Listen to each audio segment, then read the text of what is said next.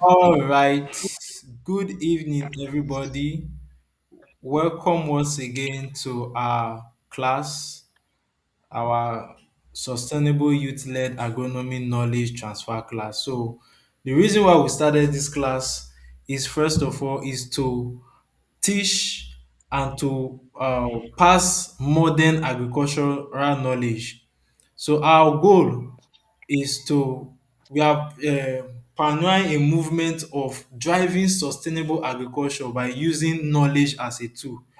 So a lot of farmers around Nigeria, even in the world, some of them, it's not like they don't have access to resources. Some of them they have access to resources, but they lack the right knowledge to use those resources. So that is why we started this movement, and so far so good. We've been having classes. I think this is our seventh episode. So I'll drop our uh, YouTube link.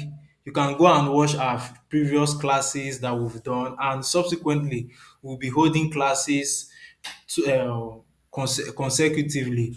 So today we'll be discussing soil fertility and management. This is the part two of the um, this topic. So last week we discussed the first part of this particular topic. So and this will be handled by one of our able and energetic uh, agripreneur. So let me read her profile before she take over the class. So Mrs. Ezinei Success is a passionate agripreneur. Who engages in greenhouse production of fruity and leafy vegetables. So when you talk about fruity vegetables such as bell pepper, habanero, tomato, all the you can, she is very good with it. And leafy vegetables, any type of leafy vegetable you can think of, she can handle it properly. She can give you the right knowledge for it. So she's the community manager at Ego Greece Africa. So EcoGreens is an online platform that links green innovators together and pioneer the movement of agri-communicators. That is what EcoGreens does. And she is also the digital tools manager at SAKT. So she's our digital tools manager, and so for SAKT, that's a community that hands agripreneurs the right agronomy knowledge to navigate the agric sectors. Ladies and gentlemen in the building, please let's give a round of applause for our beloved facilitator. Let's give her reactions as she take over the class. So Mrs. Success, the floor is yours. Thank you. Okay, thank you very much, Mr. Ogaga. Thank you very much. Um, so let me just do a little mic check. Mic check. Can you all hear me? Please, if you can hear me, signify with an emoji. All right, all right, all right. Okay, so that's good to know. So I was supposed to take this class last week, the part one, but then I had some network issues. So I'll be continuing from where the last class stopped. But then, just a bit of a recap. One thing I know that we talked about last week was just basic introduction to soil fertility. What is soil fertility? What is the importance of soil fertility in the soil? What are those things that makes up a fertile soil? How do you know a fertile soil? And then we also talked about the difference between soil fertility and soil productivity. Oftentimes we always um, take soil fertility as soil productivity, but they are not the same thing. And I think we were able to establish last week that soil fertility is just talking about the amount of nutrients and organic matter in the soil, while productivity is now talking about the ability of that soil to produce a specific quantity of crops based on certain management practices. I think we're able to establish that. And we're also able to establish that what makes up a fertile soil is the nutrients that are available in that soil and the quantity of organic matter in that soil. So um, I think that is what we talked about. So for today, I'm going to try my best to make the class short because normally the class would be short. So we'll be looking at soil management. We'll be looking at soil management basically. And in the course of looking at this soil management, there are some terms that will be coming across repeatedly. Now, this is because these terms are very crucial when we are talking about soil fertility and soil management. So let's start from the first slide, sir. Okay, so the first thing that we'll be talking about is the factors that improve soil fertility. You know, it is one thing for a soil to be fertile, then it is also another thing to maintain the fertility of that soil. Because that a soil is fertile does not mean that that soil will keep being fertile for the next 10 to 20 years. For example, let's look at the arable crops that we have now. The fertility of this soil now is not the fertility as of 10 years, 20 years ago. It's not what the soil used to be. But now we mostly have depleted soil and all that because of certain activities.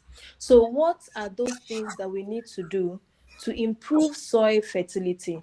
The soil is fertile, yes, but you need to improve the fertility of the soil. I don't know if we can see the slide very well. So the very first thing, we're looking at summer plowing. Maybe we can remove that summer there and then talk about plowing on its own. So this one is usually done during the dry season. This kind of plowing is usually done during the dry season when there is nothing on the soil at all. Now, the met on the land, for example, there are no crops, it's just bare ground. Now, the major reason for this plowing is just to turn the soil. And in the course of turning this soil, you are creating more air spaces. You're creating better aeration for the soil. And we know that one of the things that actually makes up a very fertile soil is aeration, the ability for air to pass through that soil. And this plowing is one of the things that increases it. Now, it does not just increase aeration of the soil. Another very good importance of plowing is that you see the eggs and the larvae of pests that they tend to live on the soil. During the course of plowing, most of these larvae, most of these eggs are destroyed. Even if you don't destroy them mechanically, they are exposed, and then they are exposed to sun, and then the heat destroys them. Now, the second thing that we can do to improve soil fertility is regular soil testing. Like I said, that a soil is fertile does not mean that it will keep being fertile in years to come. So, how do you now know when a soil is losing its fertility? Through testing. You test the soil to know what are the nutrients that we still have in this soil. So, when you know the state of the soil, you will then be able to know what to do to that soil to improve its fertility. Then we also look at crop rotation. Now there's this way some persons do their own kind of farming and agriculture. So you find out that they plant a particular crop variety continuously on a piece of land year in, year out. Now, they might actually look at it like, oh, this is the only crop I can grow. But then it is the only crop you can grow, but you are damaging the soil. You are damaging the soil. You are breeding more pests. Because let's say I am growing habanero on a particular piece of land. If I grow habanero this year, trust me, that habanero might do well. In fact, it will do so well. If I grow habanero on this same soil next year, it might also do well. If I grow it consecutively 5 years, it might do well. But then with time, you get to find out that the pest population in that area keeps increasing. Now, not just pests, the nutrients in that soil will still deplete because you keep planting a deep rooted plant that keeps taking up the nutrients from that soil. So, what do you do to correct this? You rotate. Now, rotating does not mean, oh, I planted pepper today. I planted pepper this year. Next year, I will plant tomatoes. No. Pepper and tomatoes belong to the same family, so you cannot use them in rotation. Now, there is this rotation plan that we used to create then, where if I am planting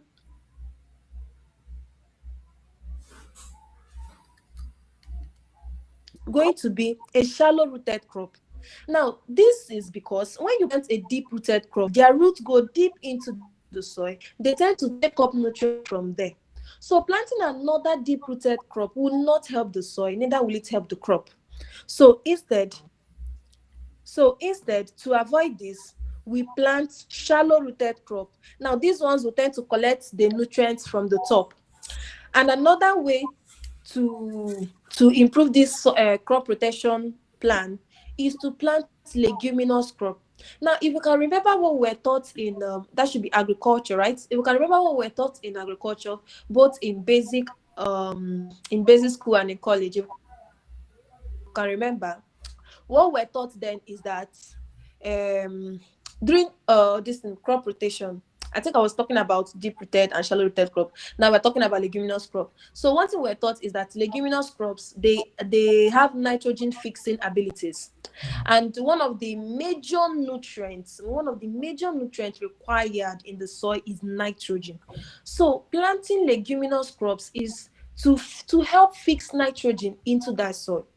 So when we talk about crop rotation, it is a very, very, very essential practice to improve soil fertility. Then another factor, please, next slide, sir. Mr. Ogaga, next slide, please. Okay, so another thing is the use of organic fertilizer and organic pesticide. Now, it might not be easy to always use organic pesticide and organic fertilizer, but then they are very, very important to improve soil fertility. Now, we have two different kinds of fertilizers. We have the organic, and then we also have the inorganic fertilizers. Now, most times when we talk about fertilization, people will always run to the inorganic fertilizers because we always say, okay, it's faster, and all that. But then organic fertilizers, organic manure, they help very well to improve the soil fertility. Now, they don't just help to improve soil fertility. Okay, the major way they help to improve this soil fertility is that the negative effect of the inorganic fertilizers, the organic matters tends to correct it. Now, where can you get these organic fertilizers? From animal dungs, animal manure, plant residue. You weed your farm, you can turn that weed that you uprooted into organic manure. You can get animal dungs as organic manure. They all help to improve the soil fertility. Then we can also practice intercropping. Now, this involves growing compatible crops, emphasis on compatible. Don't just wake up and say, oh, intercropping helps to improve soil fertility. Intercropping helps to improve the health of plants, so I am going to do intercropping. And then you carry two crops that don't match. For example, you decide to plant cucumber and habanero together. No, they are not compatible, to the best of my knowledge, because cucumbers are known to breed thrips very well. They are known to breed white flies very well. But them themselves, they are not mostly affected by this pest. But then you're now planting cucumber with habanero, and habaneros are easily affected by this pest that cucumbers tend to breed. So planting them together and you say you're doing intercropping, you are actually doing harm to your peppers. So when you talk of intercropping, you plant compatible crops together. It helps to support these plants, and then it also helps to improve the soil yield and then the potential nutrients in the soil. Then growing cover crops, I think I talked about it when I was talking about crop rotation. And we said that aside the nitrogenous effect these cover crops have on the soil, Cover crops helps to maintain the soil quality. If you've noticed how cover crops grow, they tend to cover the surface of the soil. Now, they don't just fix nitrogen, they also maintain soil moisture and they help to regulate the soil temperature. Then we can also practice selective plowing.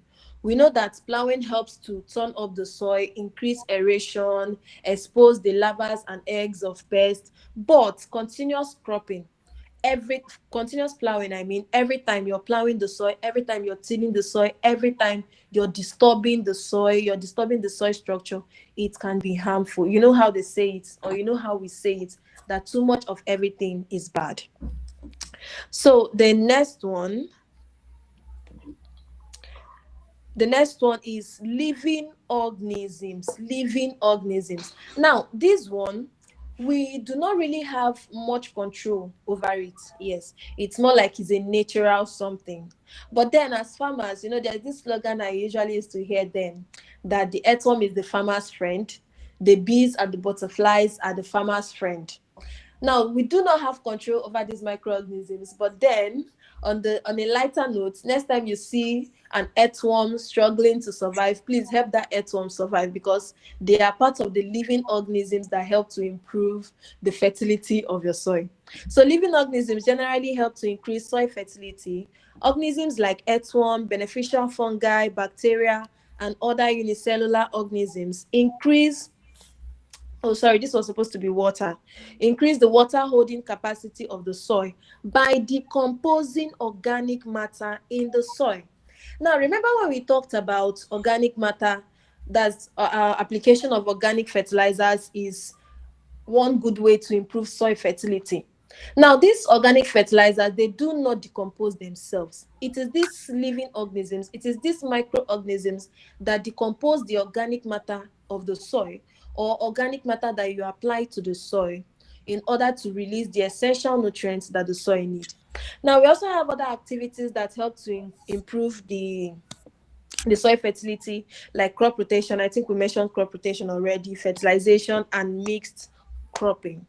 Next slide. So that is it for how to improve soil fertility. Now, how do we now increase this soil fertility that we are talking about? Remember when I said we might be repeating some terms, but these terms are very crucial. So if you look at the picture that we have there, we have organic matter, we have green mulch, we have biochar, we have mulching, and then we have mixed cropping. So let's start from organic matter. We already talked about organic matter, yeah? So let's talk about organic matter again in increasing soil fertility. Please, the next slide. The next slide. Okay, thank you very much. So organic matter helps to increase nitrogen content of the soil. The best method for supplying organic matter to the soil is the use of animal dung and plant residue. Now, this last line is very important. Note that dung from an infected animal can damage the soil and not repair it. Now, we said that the one of the easiest ways to get organic matter for the soil, right, is through organic matter. That's one of the ways to increase the soil fertility. But getting animal dung from an infected animal is very harmful to your plant. Like, it is very, very, very harmful to your plants, to your soil, to whatever you're doing farm related. This is because a sick animal, when you collect dungs from a sick animal, they actually supply much pathogen. They supply a lot of pathogen that your soil does not need, because this animal is infected, and whatever thing is coming out from this animal is also infected. So when you want to collect animal dung, make sure that the animal you're collecting it from is a healthy animal, not a sick animal.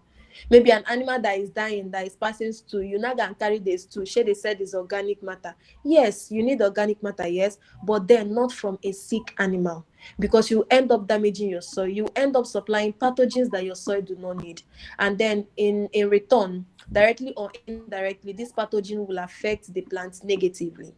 Then we now talk about green manuring. Now, I don't know if it is common in Nigeria, but then when we talk about green manuring, there are certain plants that hold, some plants like radish, that hold nutrients. Now, some persons, people that are really big on green manuring, they are mostly people that do crop production on a very large scale. So they plant these green manures in their field. You don't harvest it, you don't uproot it, you just leave it there prior to the next planting season. So those crops, when they end up dying, those nutrients that they've absorbed, they end up supplying it back to the soil. That is just the concept of green manuring. So green manures are usually used to prepare the soil ahead of the next cropping season. These green crops are planted and not to be removed because they absorb the soil nutrients and hold them till they die off and gradually release these nutrients back to the soil. Then we talk about biochar. So for some of us that are into hydroponics, the use of risers, will be very used to biochar by now. So biochar is just burning this matter in the absence of oxygen. So when you see, I don't know how to explain the biochar process, but then you can do biochar by yourself or you can get it in the market. I think so. So biochar has many effects on the soil, including pH buffer. So this biochar can act as pH buffer. How? If you apply biochar to an acidic soil, this biochar tends to increase the pH of the soil. And we know that the higher the pH, the lesser the acidity, right? So biochars act as pH buffer. Then they also help to improve the WHC of the soil. By WHC, we mean the water holding capacity of the soil. And then it's also a slow nitrogen release source. There are some sources of nitrogen that release this nitrogen all at once. Then there are some that release this nitrogen slowly. Organic matters are part of them. Then biochar too is part of them. The next slide. Then we also have mixed cropping. Now, when I think in high school, then whenever we are talking about mixed cropping, the very first thing that always comes to mind is that mixed cropping is used for erosion control and then to reduce pest and disease infestation. But let's think of it this way: if you're doing erosion control and then you're reducing the pest and disease infestation in a particular area, directly, indirectly, it helps to improve this soil fertility, because an eroded soil is not a fertile soil. An eroded soil is not a fertile soil. So if mixed cropping is controlling erosion, then it helps to increase the soil fertility. But so, like we said, this is usually used for erosion control and to reduce pest and diseases infestation on field.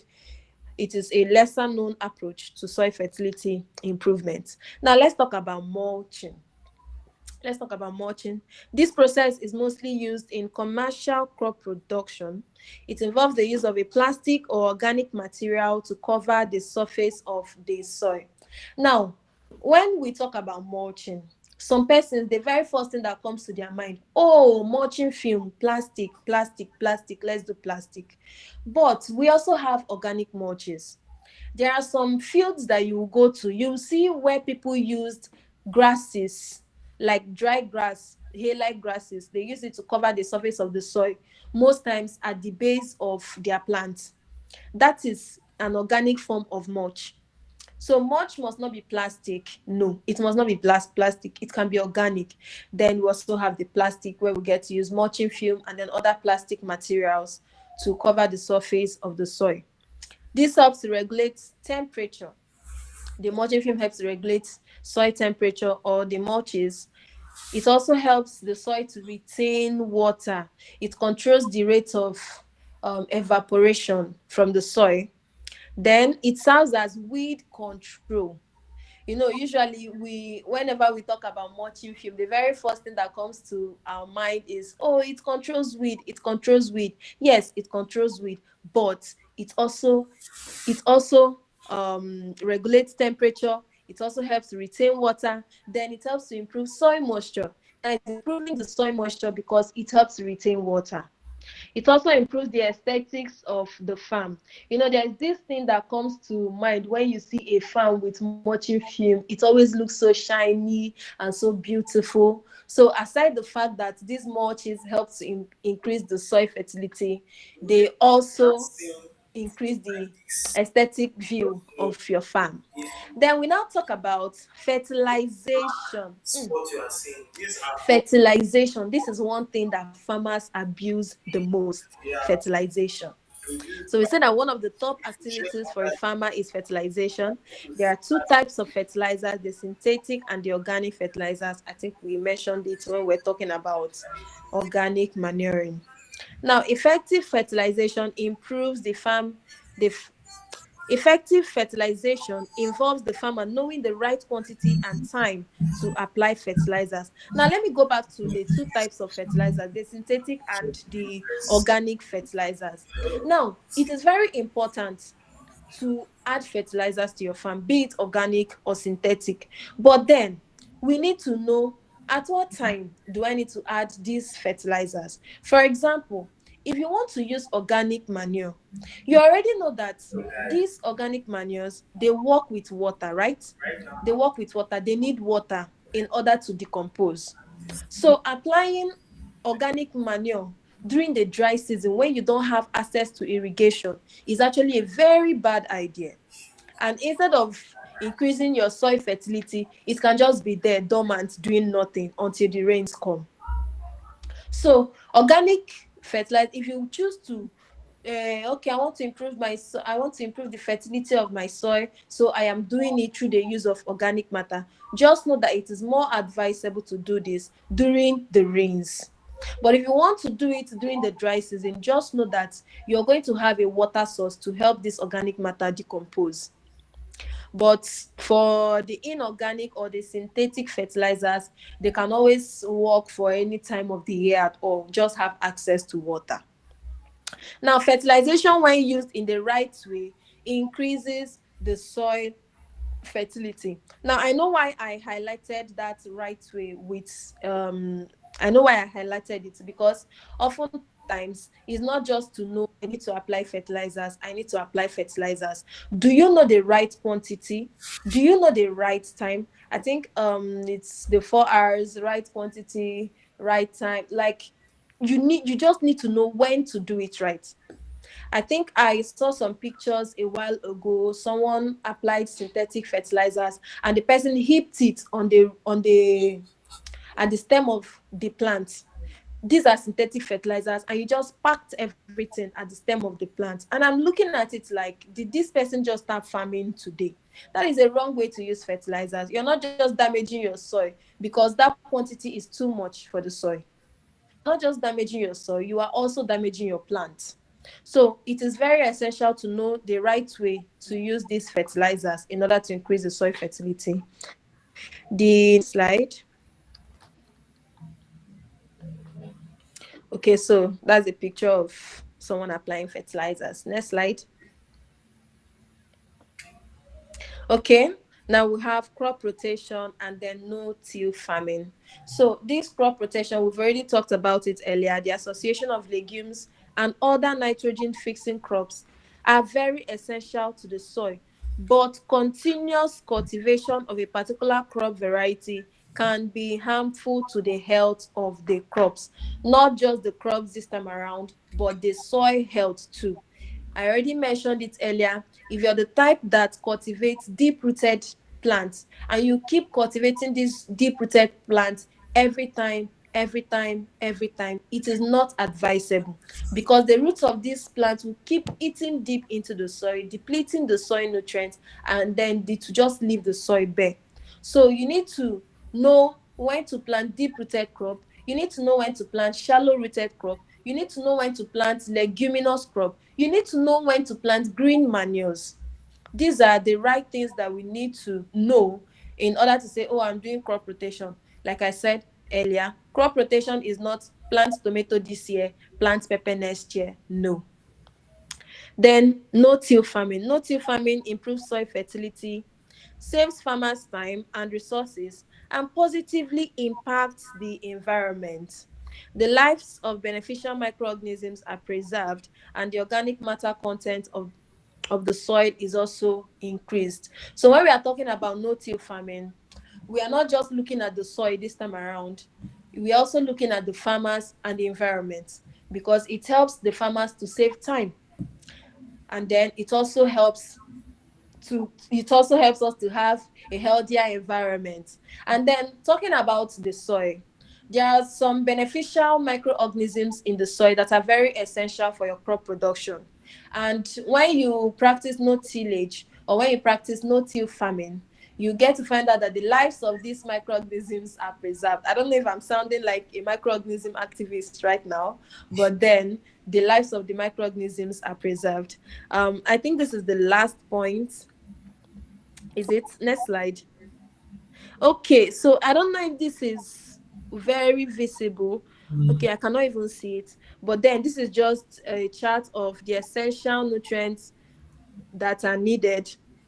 I think last week we talked about the macro and the micronutrients that are required, where we looked at nitrogen, phosphorus, potassium as the major nutrients. So this place is just talking about these different nutrients and then their uses or their functions for your plants. So I think this is where I'll okay, so this is where I'll wrap it up for tonight. This is exactly 8:40. Okay.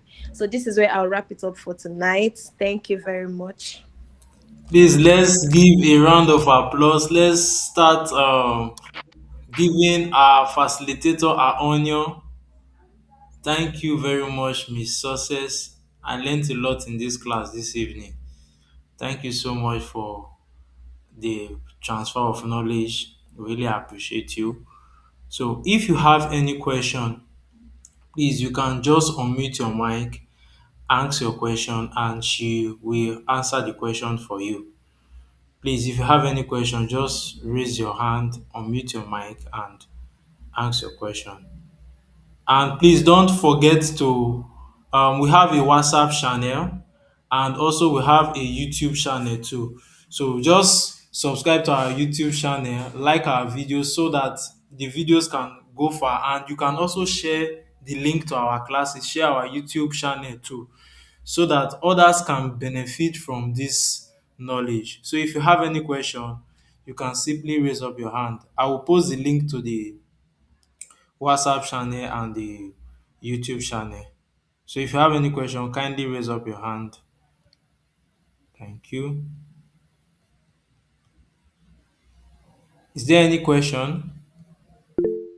Okay. Mr. Olowo Joshua, you can unmute your mic and ask your question.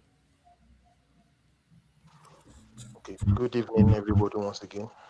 Good And I evening. really want to thank our facilitator in person of my success for the enlightenment this evening.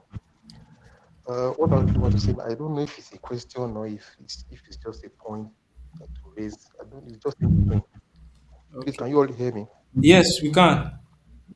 In the points that improving the soil fertility, where she mentioned the use of um, that fertilizer, use of fertilizer. And we now have two types of fertilizer, the organic fertilizer and the inorganic. Now, this inorganic, when we talk about this NPK and stuff like that, and the rest, urea, the use of these inorganic fertilizers, are they really improving the soil fertility per se, or they are just to improve the crop productivity for that cycle or for that season? Because if, for instance, you plant your corn, that's your maize, or even if it's your or even bell pepper, and you use your NPK, at the end of the day, after that cycle, the next cycle you will still have to still put this NPK. Whereas if you use your your organic fertilizer, let's say poultry droppings, that or poultry manure, or um, all these maybe green manure, as she also mentioned, you will notice that this, if you really incorporate it in the soil, you can still use it for even 2 cycles. But these inorganic fertilizers, by the time you start another cycle, you still have to put it. So is this inorganic fertilizer really improving the soil fertility, or is just like something to supplement, just to augment what we have to get the yield? I don't know if you really understand what I'm pointing out.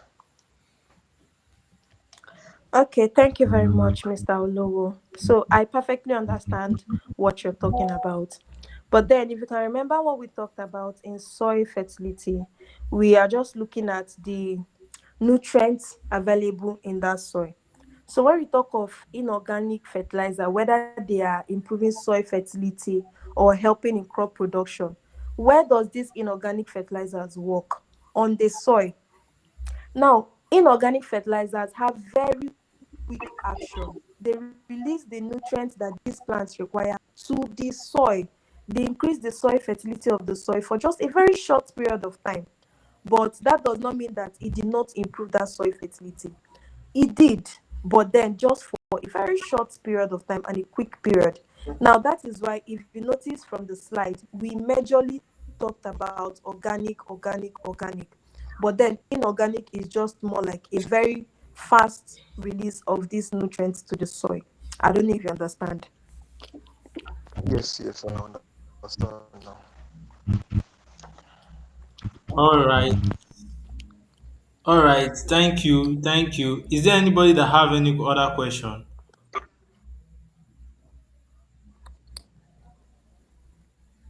So let me like an addition to what she just said. So that is why we always encourage the use of what we call integrated nutrient management. That is using both inorganic and organic fertilizers together. Now, you can use various strategies with respect to integrated nutrient management.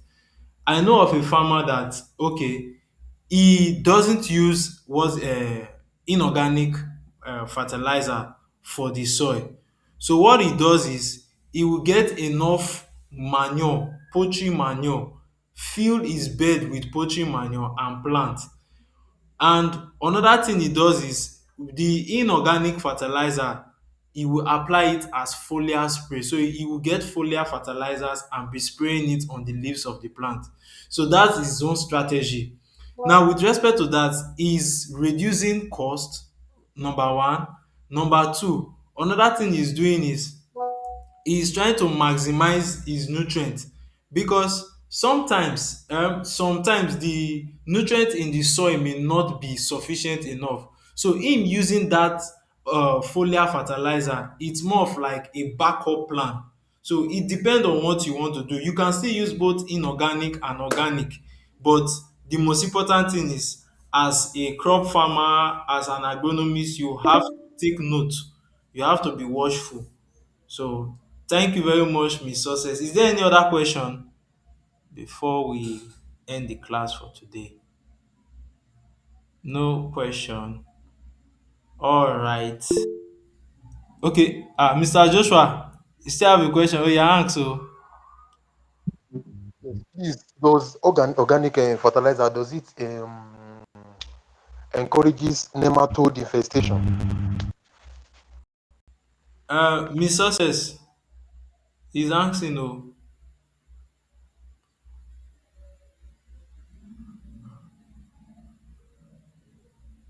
Miss Success. Oh, she's not.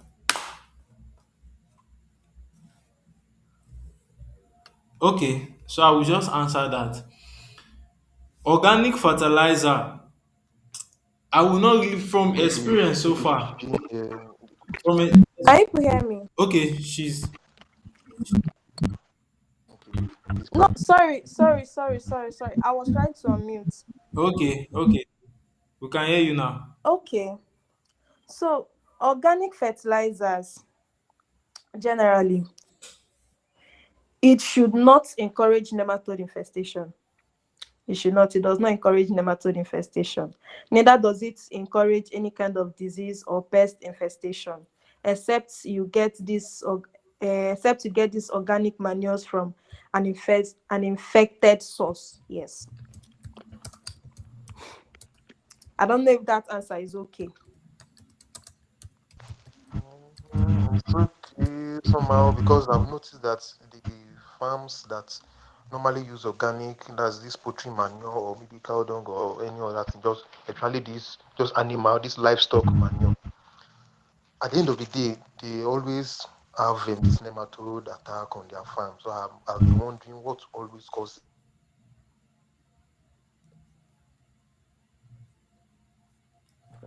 Okay, so if they keep Thank having this nematode attack, then they need to check this. It might not really have to do with the organic manure, except they are getting it from an infected place, having infection after using organic manure. Mr. Ogaga, Yes, ma. All right. So another thing you can do is you can still treat the manure. Mr. It's Ogaga, very yes, I can hear you. please you can throw more light on it though. Uh, so with respect to that, if you are having issues for nematode, you can treat the manure. You can treat the manure using nematicide.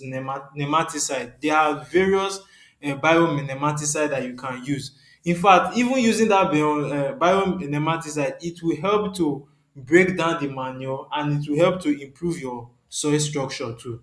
So these are the holistic measures. These are the one or two things that you need to do when you are doing crop production. So you have various strategies. You know, okay, nematode is disturbing me. You have a bionematicide to tackle nematode. That is why it is very important for you to understand your terrain, what you are planting, what you are doing, the pests that may likely attack you so that you plan towards it. Hope is okay. Mr. Olowo Joshua, hope we've been able to answer your question.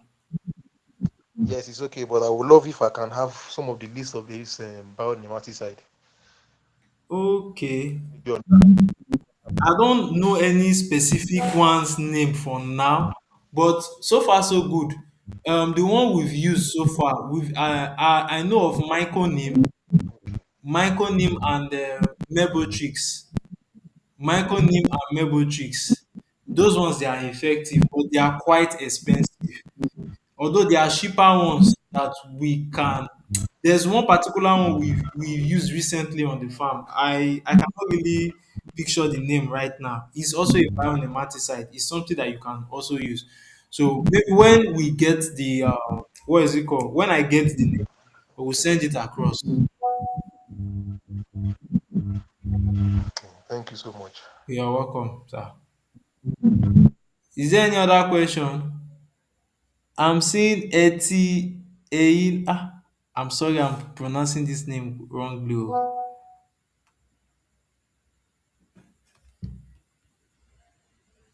Is it Miss Eti Iyeni Etim? Please unmute your mic. Let's hear your voice.